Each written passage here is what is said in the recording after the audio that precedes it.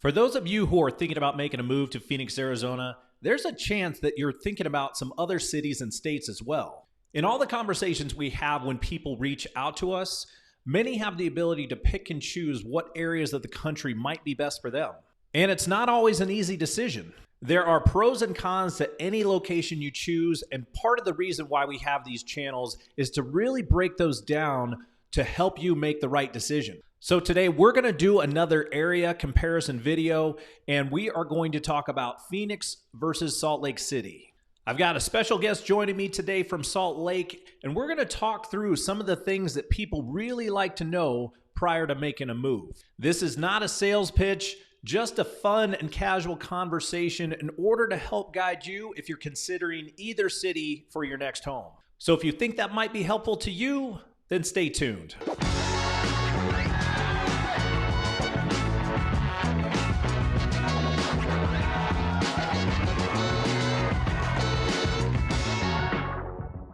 All right, let's go ahead and jump right into it. For those of you who are viewers of my channel, let me introduce you to Cody Steck.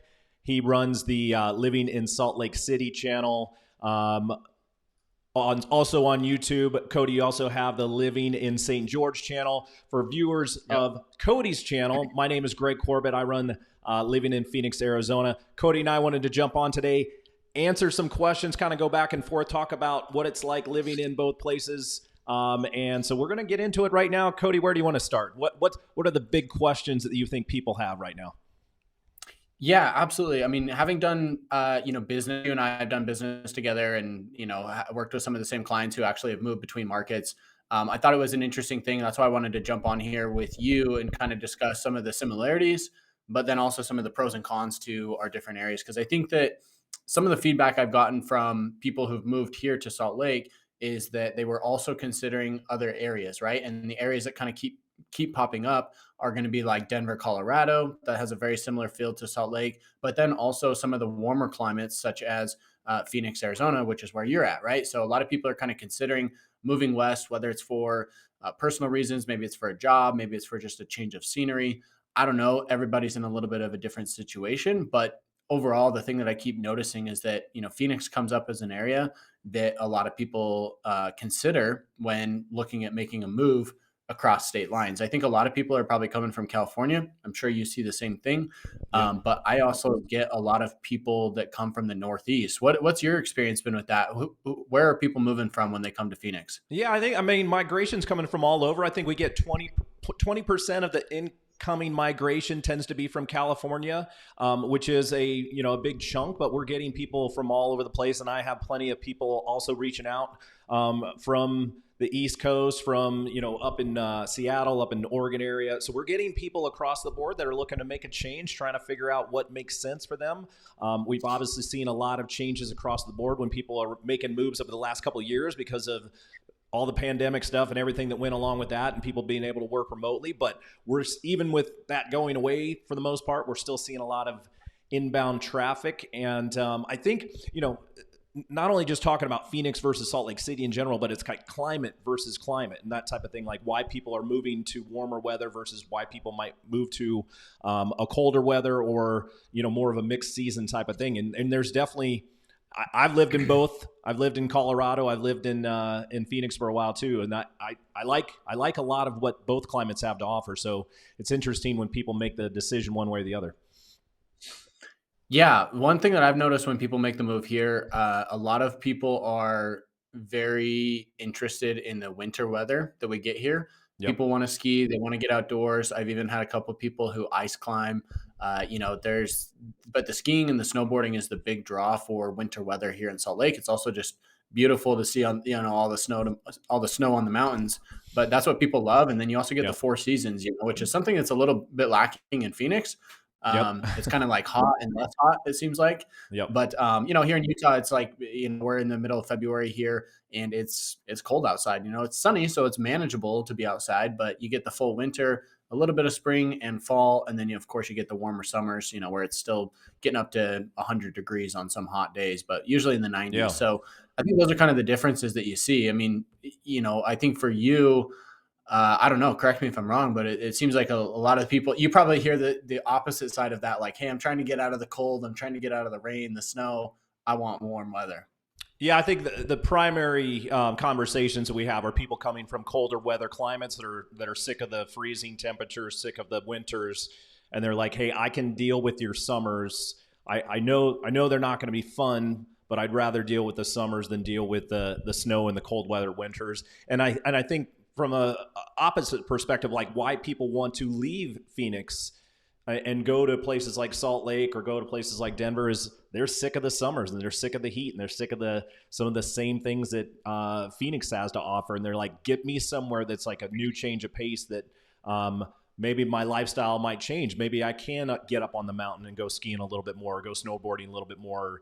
To get allow your kids to get outside during the summer. We have the Yeah. ability to do that during the winter here, which is great. But when summer comes around, sometimes you look at yourself and you're like, what are we doing here? Yeah. Do Yeah. you find now what are the things that people like if you're like people that are leaving Salt Lake from your perspective, what are they trying to run away from? Yeah, I think that weather can be one thing. I think that for me, having grown up here, each year that goes by, the winters are a little bit less desirable for me. Just the snow, the cold weather, the darkness throughout, morning and later in the evening. And it just kind of wears on you, I think. I don't know. Some people really like it, especially if you ski or snowboard, you're going to really enjoy it. But generally speaking, yeah, the people that I've talked to who have left are either leaving for a better opportunity. Sometimes it's just there's a better job in another Yeah, market, or it's going to be weather related. Trying to get out of the snow, and I've seen people ironically move to the coast. Sometimes that's the West Coast, sometimes that's the East Coast, or they're going to move south. They're going to go to yep, Arizona, they're going to go to New Mexico, Texas, Florida. They're going to go to the southern states that are much warmer. So that's been the big thing on why people leave here. Funny enough, I mean, having helped hundreds of people move to Salt Lake City, only a handful have left, and for I think all of them, it was job related. The job yeah, that they moved here for didn't end up working out. They ended up moving on and getting another job somewhere else. So, yeah. um, it's not always just like, hey, sometimes it's a climate or whatever. It can be the actual job atmosphere, or opportunity. Do you find so one of the things that, and you probably get a lot of comments on your channel. I tend to get a lot of comments on my channel from people that live here that kind of want to hear some of the content that we're putting out. There are a lot of people that wonder who have lived in Arizona for a long time, lived in Phoenix for a long time. They're like wondering why people are moving here. And or they're upset that people are moving here, that type of thing, or they're like, why would you move here? Like we have no water, the heat's unbearable. It sucks because of this reason and that reason. But then I talk to obviously the people that are new to being here, and they absolutely love it. So I wonder, do you get that same type of feedback from people who've lived in Salt Lake their entire life and are like, why are people moving here versus like the people that moved there and then like, hey, this is the perfect place, is exactly what we were hoping for. Yeah, yeah, I do get a lot of that feedback. The people who have grown up here, I found that a lot of them are kind of bitter about other people moving in. Yeah, We get a little bit of the talk about the water situation. We've got a little bit more than you guys, so we're doing okay, but it's still a big concern. We've got the Great Salt Lake that's kind of drying up right now. yeah, Me personally, I'm fairly optimistic that one way or another they'll figure something out. They might have to spend a lot of money to do it, but they'll get there eventually. I don't know, yeah, maybe call me a blind optimist, but that's kind of my thoughts. But yeah, a lot of the people who are local I think they realize why people move here because of the yeah, mountains, the beautiful scenery. It's relatively affordable, especially if you're coming from a more expensive market, such as California, Seattle, Portland, or the Northeast. And people really want to, have that type of lifestyle. They're trying to get out of the big city or something and come to our area. So almost everybody I talk to when they move here, they're like, yes, this is exactly what I envisioned, exactly what I wanted. I got the house that I wanted at a fair price. And almost everybody's been happy. There's only been a couple of people who have just been unhappy, but like I said, yeah, that's more job. yeah. Interesting. Are there any big surprises that people have that they come to you and they're like, you know what, I didn't realize this when I moved here? Yeah, yeah, yeah. I've made a couple of videos about that on my channel actually, which people can check out. I think it's actually titled "What They Don't Tell You About Salt Lake," Yeah, living in Salt Lake, and I did actually survey some of my past clients who had moved here and asked them, hey, what was different? What did you not expect? There was comments, everybody had a little bit of a different comment about uh, the traffic or about the culture or about, the LDS population or whatever it might be. But Yep. the one thing that kind of popped up time and time again was that here in Utah, Salt Lake City specifically, it is very lacking in food choices. There are some pretty decent restaurants out there, but if you're looking for like something that's unique, kind of mom and pop, a little bit higher end, middle to high end, there's not a lot of options, especially in some of the Interesting. popular areas right now and the newer Yeah. areas. It's mostly just like franchise chain type stuff, right? It's going to be your typical fast food that you can get anywhere else. And people always comment on that, like, man, where's all the food at? Like, you have to go into downtown Salt Lake to really get something that's Yeah. kind of unique and is high quality. And so, that's something that we've seen time and time again. What about you in your market?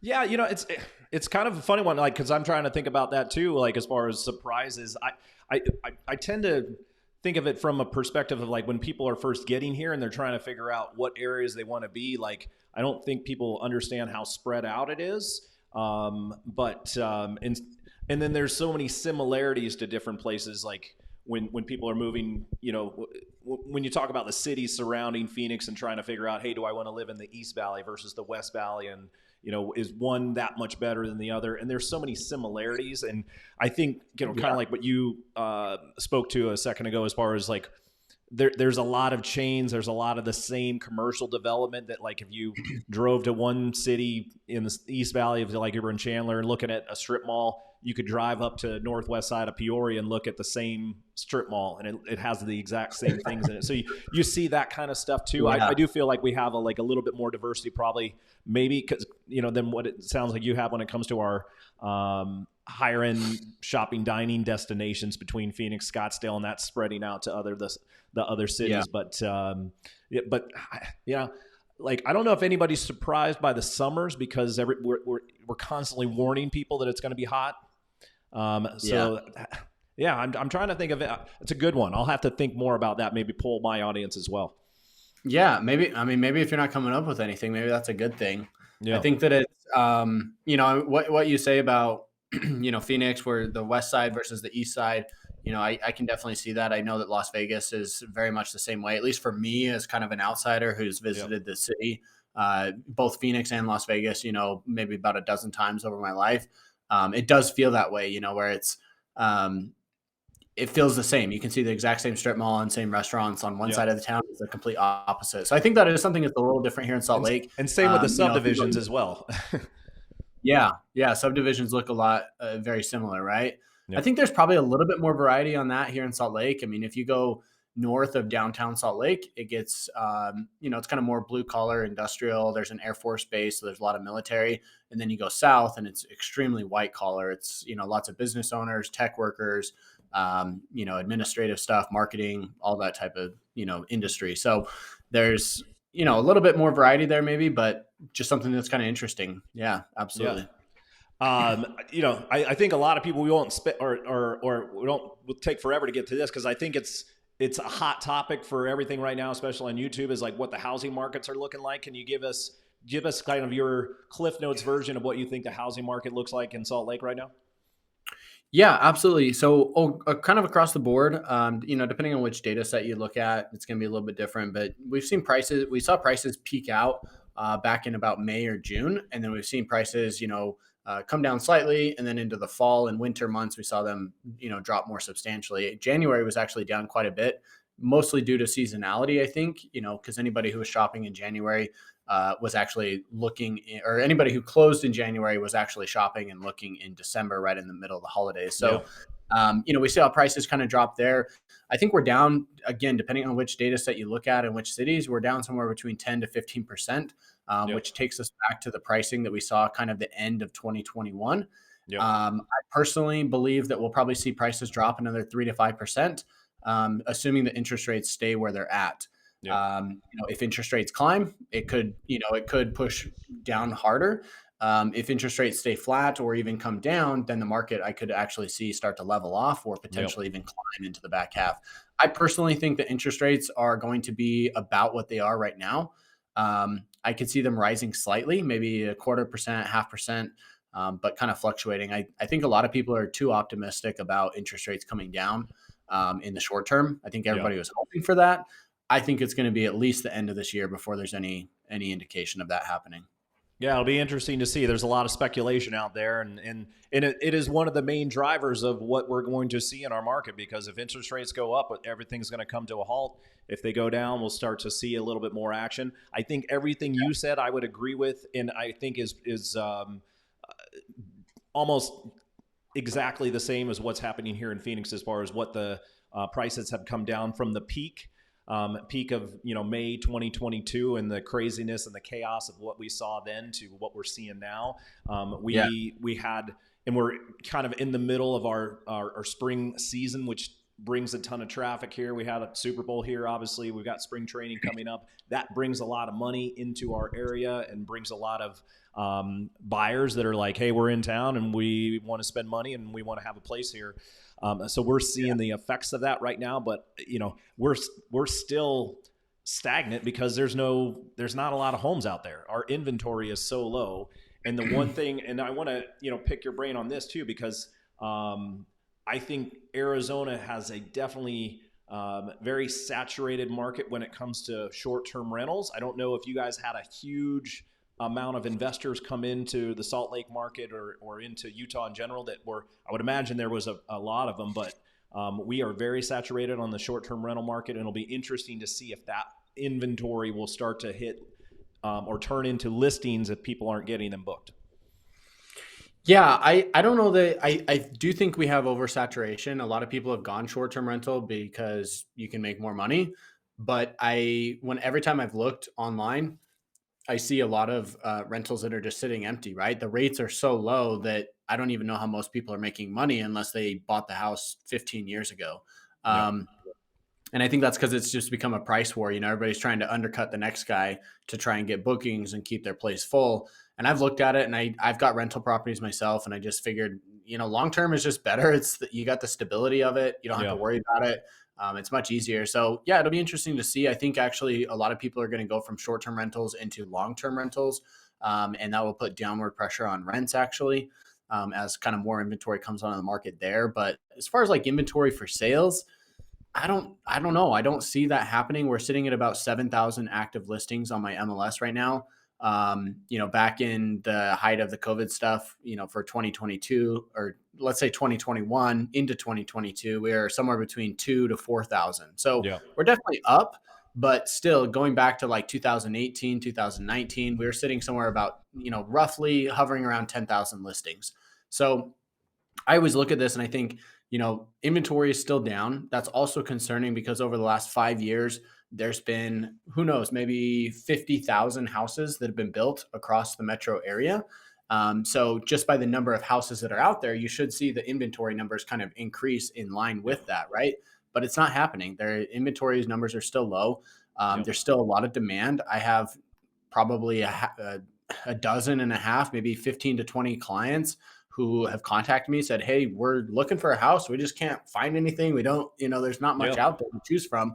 But if something comes up, these people are jumping into the market and getting after it. They said that here in Salt Lake, I don't know if Phoenix is the same. I'm curious to hear what you say, but here in Salt Lake, in kind of the metro area, they said that we're somewhere between 25 and 30,000 housing units short of what we should be to be at a equilibrium, right? So what do you see in Phoenix with that?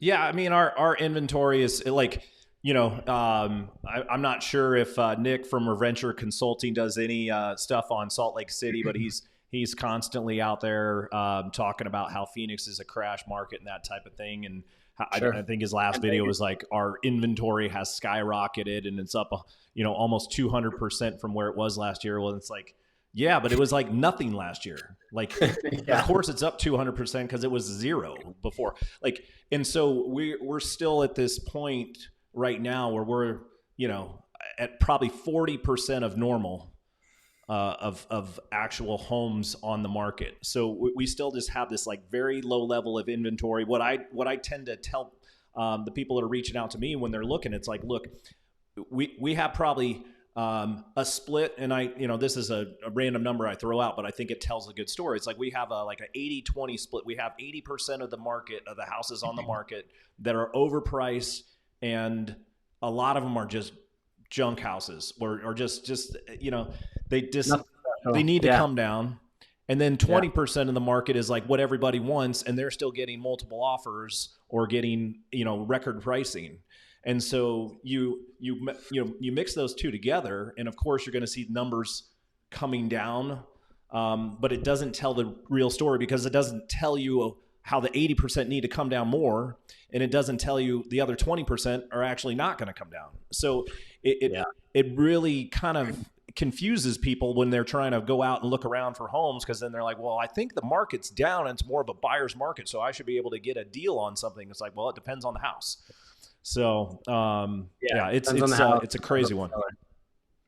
Yeah, it's really interesting. There's a lot of content creators here on YouTube that like to, talk about all the doom and gloom, and you have to kind of keep that in the back of your mind and take it with a grain of salt. That the reason why is because it gets clicks, right? They're getting Yep. views and they're getting paid for those views. I don't think a lot of people realize that is that Right. these YouTube people are making, in some circumstances, a lot of money off of the views that they're getting, right? If you're getting a 500,000, 1 million views per video, you're going to be pulling in a pretty decent income from that, right? And Yep. so, like it or not, whether they tell you a different story, they're going to be incentivized to, do something that gets clicks. And Yep. oftentimes that's like, hey, look, the market's crashing, it's going down, blah, blah, blah.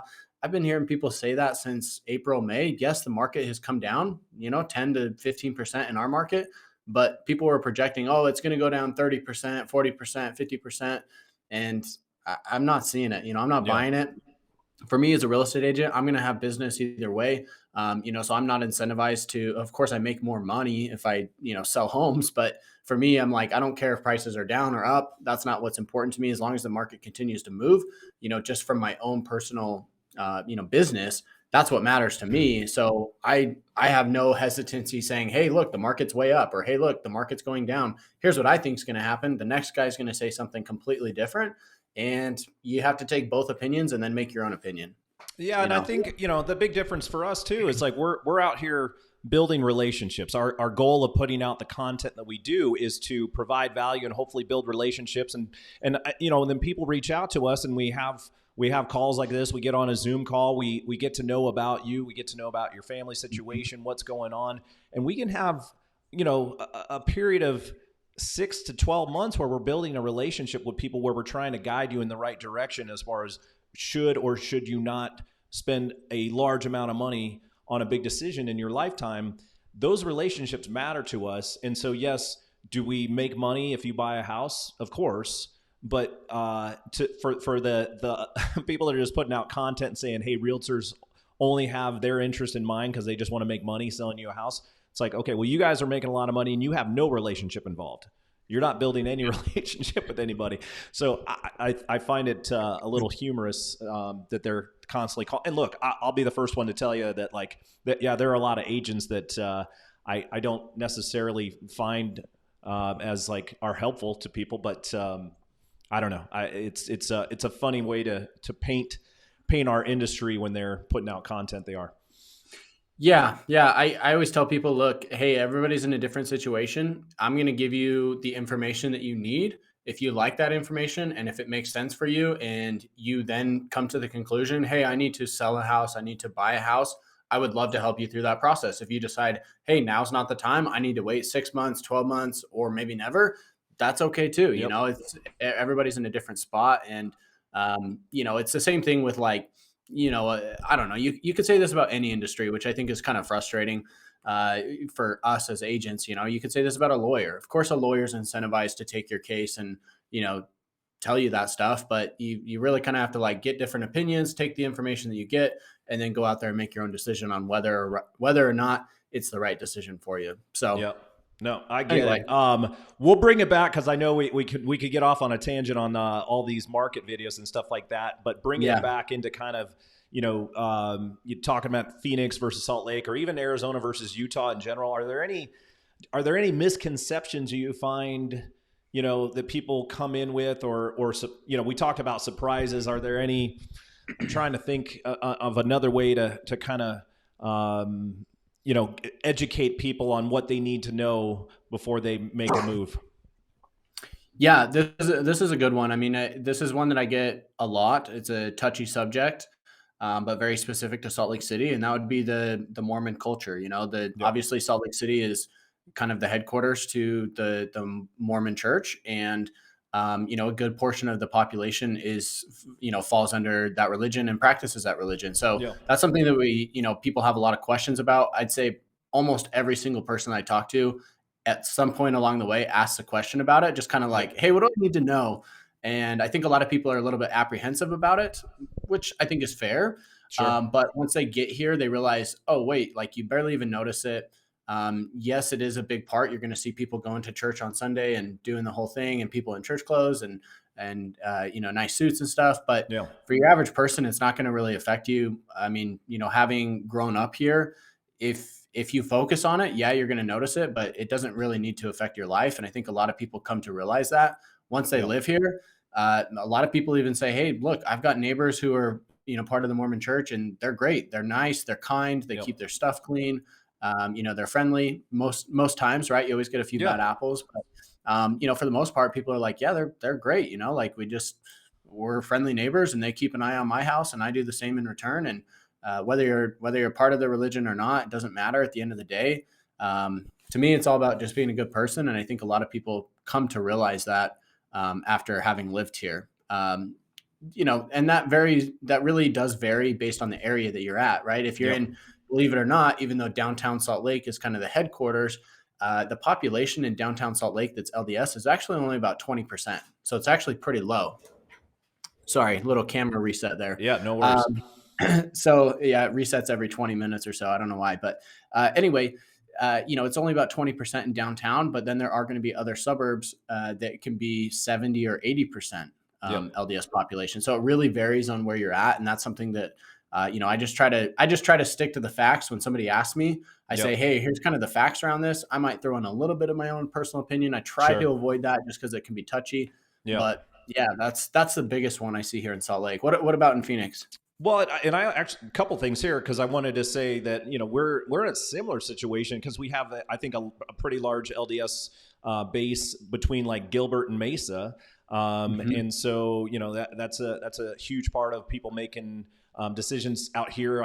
But like you said, it's like you go there and I don't think anybody has any concerns or is like, hey, I'm worried about who's next door to me. Like the LDS community is one of the nicest communities I've ever come across. So I know they are very good at like working together and spending time together as a community, but I've never had an issue with them. But what I wanted to, because one of my misconceptions potentially, and what I remember talking about, and sometimes you hear about this stuff of like when teams are like sports teams are traveling into Utah, like is there differences on like when like what the bars are closing at night or being able to when you can purchase alcohol? Those are the things that I haven't talked about this in a long time, so I figured I might as well bring it up. Those are the things that I remember about Utah. Potentially got to remember before you go there. Yeah, absolutely. I mean, there's going to be little nuances that come up, and for some people, it's like, I mean, if you're like a heavy drinker, then or you like to drink, then of course it may affect you. But if I think for your average person, you're not even really going to notice it. They used to be Cody, really there's a strict. lot of heavy drinkers out there. There are, yeah, there are. I used to be one of them. Yeah. Well, yeah, I think if you're like, if that's part of it, if that's part of your lifestyle, then sure, you Yep. may notice it. But yeah, one thing I noticed that actually used to be a thing was they used to have what's called the Zion curtain, which is where if you went to a bar, you went to a restaurant or something, they weren't allowed to make drinks in front of you. They had to do it behind a closed wall so that people couldn't see the process of that. They've since gotten rid of that. So that's Okay. no longer a thing. Of course, they've got bars, they've got restaurants where they can make drinks with just like they would in any other I didn't place. know that. But That's interesting. I like that. yeah, I think they got rid of that maybe, I don't know, 10, 15 years ago. Yeah. But I remember as a kid, that was something that people talked about. But I mean, yeah, I think there's rules, if you go to like a restaurant or a bar, you can't order alcohol until like 11 a.m. or something. Yeah. If you go to, the And most bars and people in restaurants, Arizona couldn't survive that. yeah, yeah, it's going to be different, right? Yeah. And they also close early. Here in Utah, it's very much a cultural thing. The restaurants close early by like 9 Yeah. o'clock. sometimes 10 o'clock, even on a weekends, it's Yeah. turning into a ghost town. People, if you go downtown Salt Lake, yeah, there's still nightlife. Those will be open till Right. midnight, 1, 2, 3 in the morning. But especially in the suburbs, it gets pretty quiet around 9 o'clock. There's not much there that's happening. And then the other big surprise is that in grocery stores here in Utah, like grocery stores, convenience stores, anything like that, you're actually not able to buy any liquor or wine. So if you're looking for liquor or wine, you have to go to a state Okay. approved or state run liquor store. So all the liquor stores here are run by the state, which is good and bad for different reasons. But Yep. that's something that, people are like, they're like so shocked that you can't just like go buy a bottle of wine when you're at Costco. Well, and even Um, because that reminded me of like going to Colorado, they might even change this rule since I've been there, but the 3.2 beer, because you yeah. could only have 3.2 in the grocery stores. Otherwise, you had to go to the liquor stores. Yeah, yeah, and I think that's alcohol by weight. Is that right? Or volume? I don't remember, I think but it's the they did alcohol by change that. volume. By volume? Okay, so Yep. they did change that. So now Utah's on par with the rest of the country. Most of the rest of the country, I think there's Yep. still one or two states that are a little bit lower. Yep. But yeah, Utah's on par. So we can go up to 5%, which is alcohol by volume or weight. I don't remember which one it Yep. is. I know they're a little different, but we're at 5%, which is kind of standard for I think a lot of states. After that, No IPAs at your grocery store. yeah, just weak ones. Yeah, if you Yeah. want higher point beer, you have to go to the liquor store. Gotcha. Anything over 5%. Yeah. Yeah. Yeah, So we've got it's Arizona. You can get anything you want at any time of the day. So I guess for us people that have a cocktail or two, I guess that's a small advantage.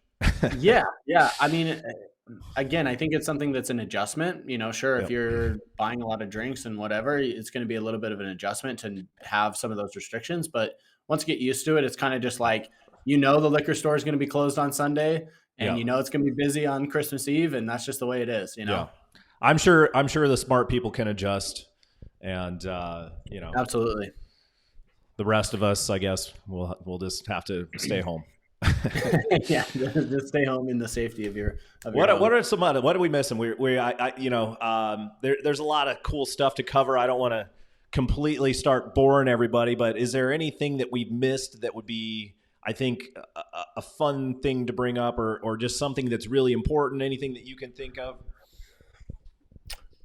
I think that for the viewers if you're still watching in the video this far, you probably are looking for information either about Phoenix, you're looking for information about Salt Lake, and there's probably a good chance that you're either moving between those two markets, or you're coming in from out of state from another market into Salt Lake or Phoenix. You're kind of determining, hey, if it's the right fit or not.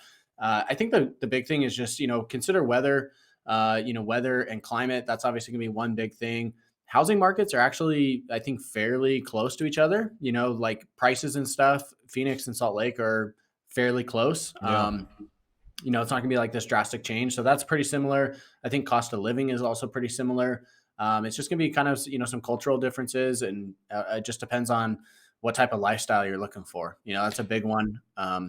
Well, again, it reminded me as a potential difference, and I think it's important. It's something that's always a sensitive subject for people, but I think when I'm having the conversations, and you might be having the same conversations as well, it's there's a lot of politics. There's a lot of people coming in from other states that are tired of certain things, and especially when you can always talk about what's going on in California and all the junk that they're dealing with, and people being overly taxed, and some lawlessness and that. Like, so Yeah. do you find anybody who are moving out of political reasons? Because here in Arizona, I actually really do like the balance. I as a non-political person, I like that we're a purple state, and I will vote for both candidates and whoever's better. I don't vote on party, so I like that from Arizona's perspective. Do you find anything that Sure. people like about Utah for that reason? Yeah, I think that a lot of people, like you said, I've talked to a lot of people who are escaping their state because of political shortcomings, at least in their own perspective, their mind, and they're coming to Utah and they appreciate the way that things are run a little bit differently here. I think there's a lot of misconceptions around the local population believes that every single person moving into the state is just this crazy radical, and I don't know that that's exactly true. I think that a lot of people actually kind of support more of the red leaning ideology. Yep. And people kind of appreciate that. That is a big reason why people move here. It's the same reason why people move to Texas or Florida, or, Yep. if you want to, if you're leaning the other direction, you go to New York, you go to California, you go to Portland, right? Or Sure. whatever it is. So, Yep. there's always going to be people moving around for that. We do see that the politics plays into it, especially around just like the homelessness, crime, the public education system. A lot of people are kind of just fed up with that, especially the ones who are coming from California, and they're just looking for something different. Yep. No, makes sense. And especially I think when you're as a father of two young daughters, and I was a late bloomer, but like you kind of changes your perspective, and it really starts to open your mind about like what you really want, not only for yourself, because when you when I know my days before, I just was a little bit short-minded and maybe just didn't think in an overall sense of the like what needs to be done or what's important, and now when you have kids, it kind of changes for me a little bit. I'm not sure if you have kids yet or not, but Yeah. do you? Yeah, I'm in the same boat. I've got two little boys. Yeah.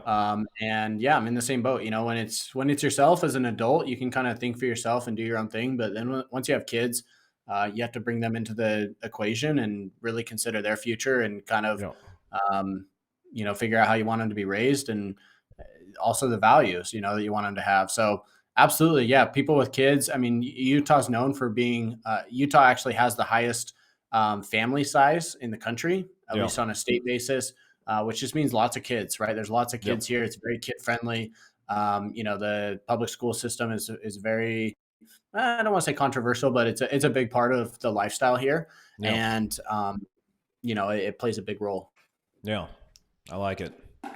Well, let's leave it at this. I think there was a lot of good info there. Obviously, if anybody has any questions, definitely reach out to us. You know how to get a hold of us. We'll leave our contact info in the description, and make sure to check Cody out. If you're viewers of mine, feel free to check out my channel. If you're watching Cody a lot, we're here to provide more info to you guys and try to give you as much value as you can, so you understand if moving to Utah is right for you, if moving to Arizona is right for you, and all things. Anything you want to leave with, Cody? No, I just want to say thanks for the continued support. I know there's a lot of people, for probably both of us, who watch a lot of these videos. And, if you're sitting through a 30 or 40-minute video with us here, appreciate the support. It means the world to both of us. 100%. Agreed. Thank you guys for watching, Cody. We'll check you or we'll catch up with you next time. Appreciate your time. Sounds good. You too. Thanks, Greg.